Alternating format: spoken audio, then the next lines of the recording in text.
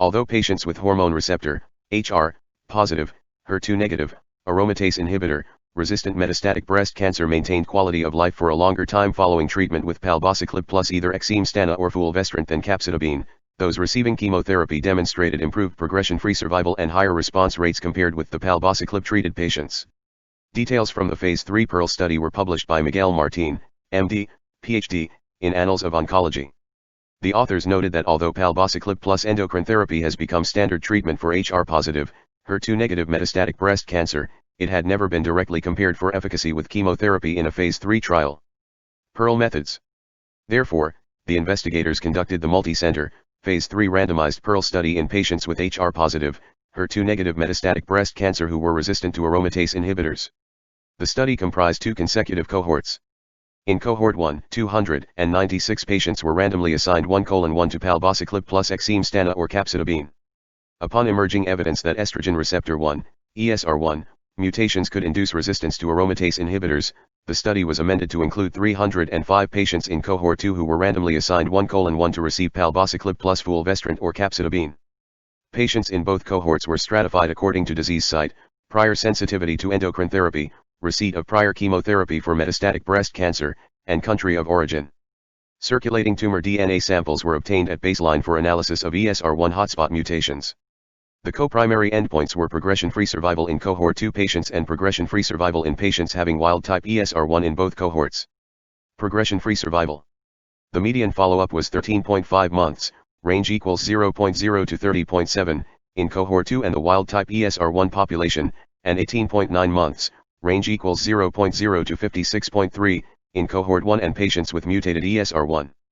Regarding cohort 1 patients, the median progression-free survival was 7.5 months, 95% confidence interval CI equals 5.7 to 10.9, with palbociclib/fulvestrant compared to 10.0 months, 95% CI equals 6.3 to 12.9, with capecitabine, adjusted hazard ratio AHR equals 1.13, 95% CI equals 0.85 to 1.50, P equals 0.398. Patients with wild-type ESR1 demonstrated a median progression-free survival of 8.0 months, 95% CI equals 6.5, 10.9, with palbociclib plus endocrine therapy compared to 10.6 months, 95% CI equals 7.4 to 13.0, with capecitabine, AHR equals 1.11, 95% CI equals 0.87, 1.41, P equals 0.404. Evaluation of efficacy, the secondary endpoint of the study, showed that median progression-free survival in cohort 1 and cohort 2 patients overall was 7.4 months, 95% CI equals 5.9 to 9.3, with palbociclib plus endocrine therapy vs 9.4 months, 95% CI equals 7.5 to 11.3, with capecitabine, AHR equals 1.11, 95% CI equals 0.92 to 1.34, P equals 0.380. The objective response rate was also higher with capecitabine chemotherapy across treatment arms. In cohort 2, the objective response rate was 26.7% for palbociclib plus fulvestrant vs 33.3% for capecitabine. Patients with wild-type ESR1 demonstrated an objective response rate of 27.8% with palbociclib plus endocrine therapy vs 36.9% in patients receiving capecitabine. The completion rate of patient-reported outcomes was similar across the arms, surpassing 82% until cycle 13. The patient-reported outcomes showed the median time to deterioration in global health status was 8.6 months in patients treated with palbociclib plus endocrine therapy vs 6.2 months in those receiving capecitabine, AHR equals 0.67, 95% CI equals 0.53 to 0.85, P equals 0.001. 80 patients remained on study treatment as of the January 2019 cutoff date.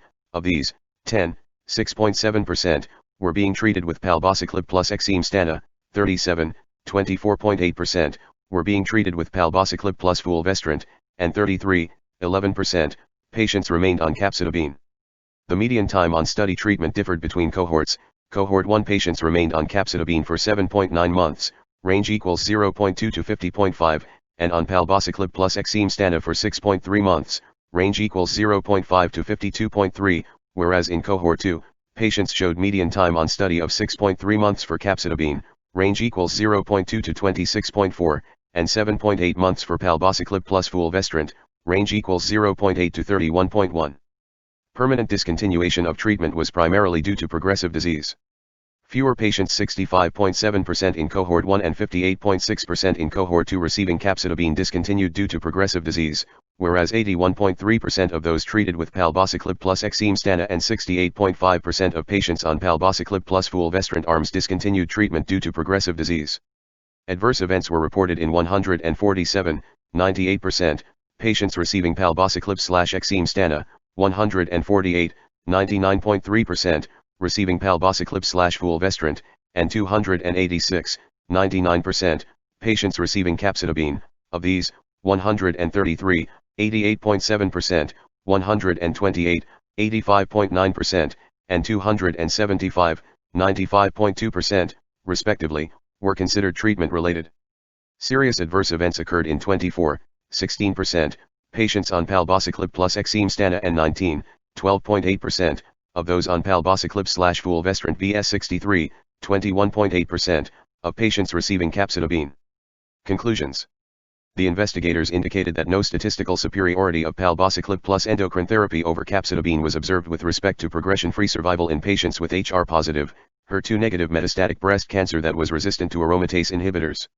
They wrote that findings from PEARL indirectly suggest that palbociclib combinations are less effective in pretreated patients with metastatic breast cancer and should be used earlier in the treatment timeline, with capecitabine being reserved for later lines. While the PEARL study did not meet its co-primary objectives, it still provides evidence and suggestions for the management of HR-positive, HER2-negative aromatase inhibitor, resistant metastatic breast cancer, the authors stated.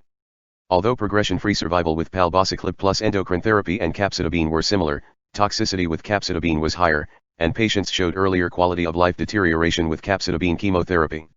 Therefore, they underlined that the palbociclib endocrine combination could be the best choice for these patients. Disclosure: this study was sponsored by the GIACAM Spanish Breast Cancer Group. For full disclosures of the study authors, visit annals of oncology.org.